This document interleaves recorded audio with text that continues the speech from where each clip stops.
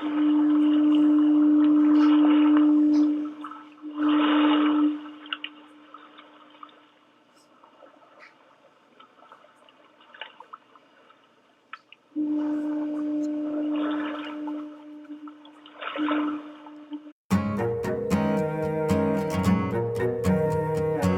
would you say if I told you that Nantucket desegregated its public schools in 1845? Not 1945, 1845, which is over 100 years before the rest of the country. Or how about if I mentioned that the entire island was run pretty much by women in the 18th and 19th centuries, and that one of those women was the first recognized female astronomer who discovered a comet, and another one was the first woman to get a medical license. To say that Nantucket was ahead of its time is an understatement, but there are reasons why that was able to happen here. Same as there are reasons for everything that's happening here now. We're going to take a look at those reasons today, but first, take a look at this beach.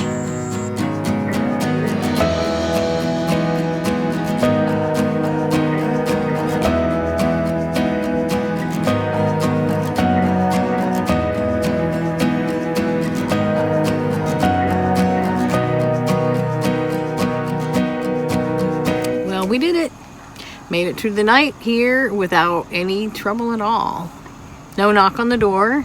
There were a lot of cars that kind of came through the parking lot. A lot of headlights just kind of circled through, flashed off the bus and took off. But at one point, a vehicle came and parked like right behind the bus, and the headlights were on, shining right on the back of the bus. You could see them through the back curtain. And I wondered if it was a police officer looking for signs of life or something, signs of movement from inside, but whatever they were looking for, I guess they didn't see it because they took off. I would have thought they might have just given me a ticket for overnight parking or something, but I didn't have a ticket on the dash or anything in the morning, so yeah, I don't know who that was, but they just wanted to park right behind us for a minute. So here it is morning, and it's another deserted beach. This is probably one of the most popular beaches on the whole island, and the fact that it's so deserted right now is interesting. Yeah, I guess people really just don't get up that early. I mean, there's people here, but not many. There's a couple people down by the water, and then there's this guy that was using a metal detector looking for lost objects in the sand. Nantucket has kind of a complicated recycling system. I mean, they have to. Where's the stuff going to go, right? So they've got all these different trash cans. You know, it's... At first I was thinking, where are all the trash cans? Because, you know, you're in any other city and there's like a trash can on every corner, and that's not the case here. But that's because every time you do find trash cans, you find a whole lineup like this, you know, separated out by type. That makes it a little more complicated for people, you know. Plus they have to bring their trash to a more centralized spot, which is not a big deal, but when you're not expecting it, it's not really explained well, you know. But I look at this and I think, oh my God, I mean, this is the perfect example of why tourism has to be reined in this place, because look at this. That's nuts. I mean, you've got this great recycling system and then you've just got trash all over it. But right now we're certainly not at any kind of tipping point, because this parking lot is empty. There's no bicycles over here. There's nobody waiting for the porta potties or the regular bathrooms. There's nobody waiting for food because the restaurants aren't open yet. There's nothing. Nobody here. Nobody home. Except us. That's not gonna last. I guarantee.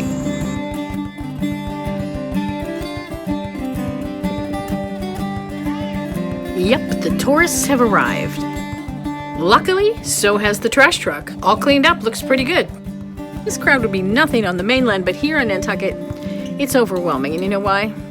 Because this is an island, okay? So there's nowhere to send people off to. There's nowhere for you to go off to get away from them. They are going to be on your streets and in your face and in your way. They're going to be partying. They're going to be Ubering around the cobblestone streets. Yeah, they have Uber here now. And the lines are blurry too, because if you are a summer person, you don't consider yourself a tourist, but you are part of this influx. You probably look at the tourists and say, oh, I'm not like them, I'm an islander. But to the year-round people, see, you're never going to be anything but a summer person. Now, even if you live here year-round, and you could have lived here 30 years, you could be deeply enmeshed in the community, but you are not an islander, unless your people are from here. Preferably one of the original 10. So who are the original 10? Okay, well, there's 9 investors who bought shares from Thomas Mayhew, who owned the island, and he kept one for himself, so that makes 10. Oh, by the way, they bought it for 30 pounds and 2 beaver hats. Good price. But at one point, they realized that there were no skilled tradesmen among them. They looked around and said, hey, we don't have anybody who knows how to, like, build anything. You know, they needed people who knew how to, I don't know, make things. They needed tradesmen. So to entice tradesmen to come, they said, hey, we'll give a half a share to anybody that agrees to come here and work for 3 years. Over time, 7 men took them up on the offer. One of them was Peter Folger, who is Benjamin Franklin's grandfather. Those guys became known as the half-share men. If you go back to the half-share men, you can probably consider yourself a Nantucketer. Okay, I need a break from the history lesson because lunch is calling.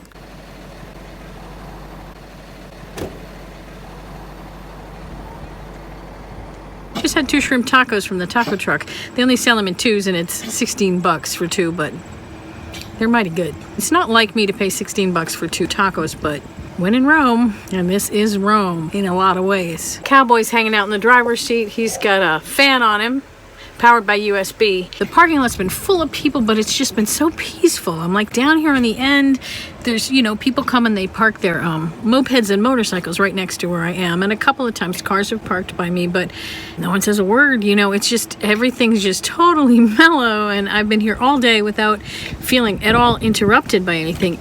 I just took a swim in the Atlantic Ocean, and it's been a long time since I jumped around in the surf, so yeah, that was great. The waves were calling to me the way that Moby called to Ahab.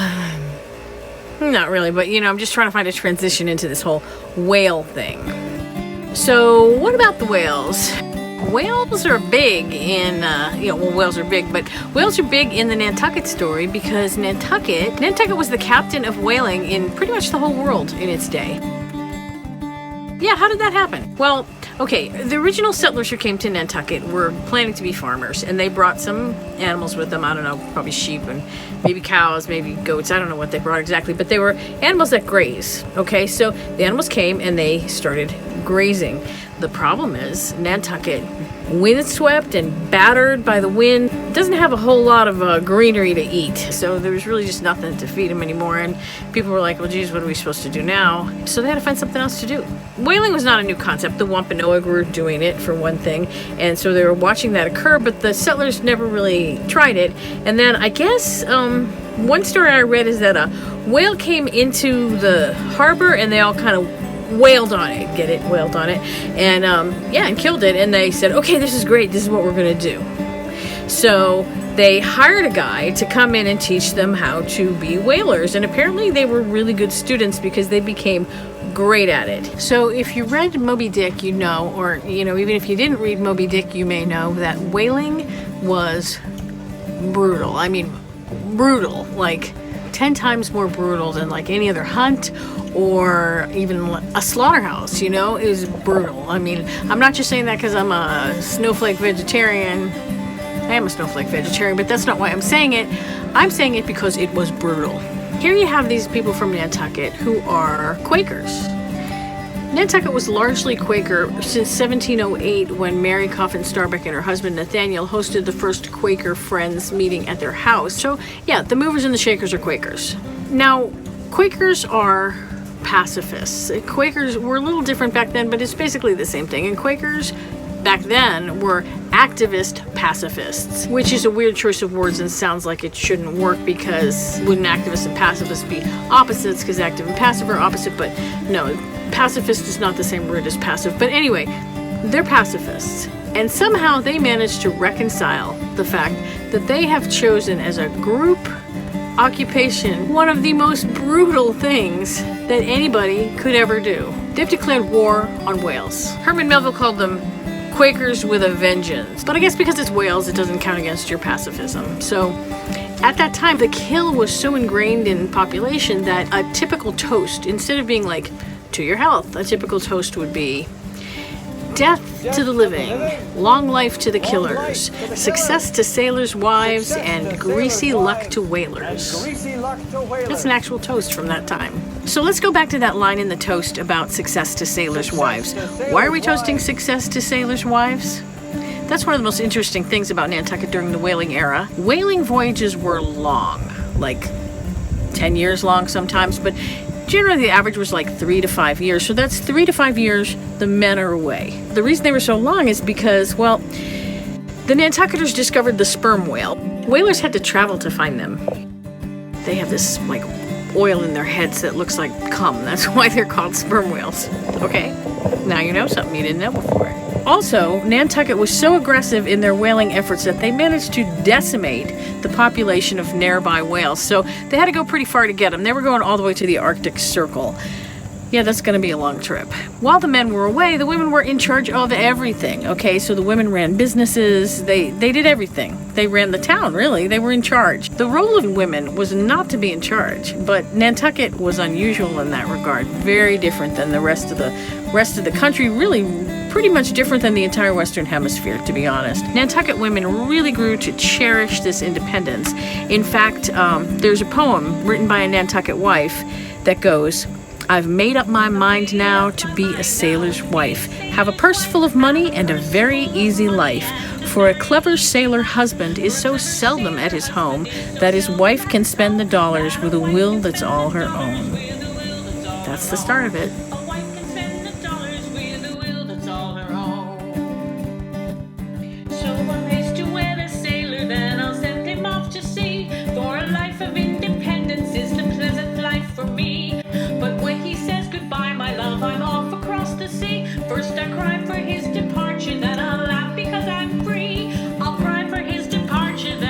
This was the culture that gave rise to Maria Mitchell, the astronomer I mentioned, and also to Lydia Folger Fowler, who was the doctor I talked about in the beginning. There were dozens and dozens of other women, a lot of them leaders in the suffrage and abolition movements. Really articulate, strong women. So yeah, that's what Nantucket put out. The men went along with it. I mean, they didn't really have a choice because they weren't going to be there. Somebody had to take care of things. But they were also influenced by the Quaker ideal, which says that all people are equal. Men and women are equal in a marriage. And that's seems pretty revolutionary stuff for that time. But of course, not everybody followed those tenets. And also, I think the term all people was interpreted very loosely. There's really been a lot made of the fact that Nantucket was more racially open than a lot of other places at that time, but that's not quite as straight a line as it seems. Okay, let's be real here. I said we were going to look at the reasons why these things happened, and Quakerism is one reason, okay? The altruistic value of equality is one reason why the African Americans were embraced. But this being Nantucket, it all comes back to whaling. The whale ships needed unlimited crew, and they ran out of people really quick, so they would take anybody who was able-bodied. They didn't care what color they were. Still, it was very hard for people who were not white to rise through the ranks and become captains. There were some notable exceptions. It was possible, but very, very unlikely. For the most part, the captains were white. At Hadwin House, there's a display that's built around the Last Will and Testament of a guy named William Gayer, who is the son-in-law of one of the original 10. And in the will, he leaves all kinds of property to his housekeeper and his former slave. And that's a great thing. I mean, it belongs in a museum, but it's hardly the norm. A lot of people were still owning slaves at that time. The person who blew that wide open was a guy named Prince Boston. Prince Boston was born a slave in 1750, and his owner, I hate to even think about using that word in relation to a human being, but yeah, the master anyway, freed Prince Boston's parents on the condition that their children would still be slaves until they were 28 years old, and then they would be freed. And Prince was a teenager at the time. He wasn't that keen on waiting, so when Prince was 23, he took the matter to court. And Prince Boston not only won his freedom, but he won back pay. That ended slavery on Nantucket.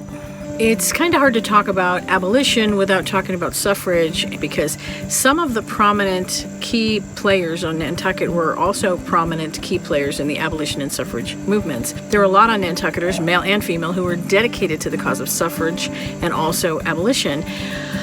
But again, that was not as simple as it seems, because there were a lot of people in the abolition movement who were flat out against suffrage. You know, just because you believe that all white men and all black men are created equal doesn't mean you want women thrown into the mix, you know. So women met a lot of resistance, which is hard because they were in the trenches and really fighting. And, you know, a lot of women fully expected to be included in the 13th Amendment, and there was a lot of disappointment when that didn't turn out to be true. It caused a big rift, a split in the suffrage movement, with a lot of women just withdrawing their support for the 13th Amendment. But others, including most of the Nantucket suffragettes, stayed in the game because the position was that the plight of black men is dire enough that it needs to be addressed immediately, whether we get what we need out of it or not. We're going to wage that war later. The 13th Amendment passed in 1865, and it wasn't until 1920 that the 19th Amendment, guaranteeing women the right to vote, was passed. So I said at the beginning that Nantucket desegregated its schools in 1845, and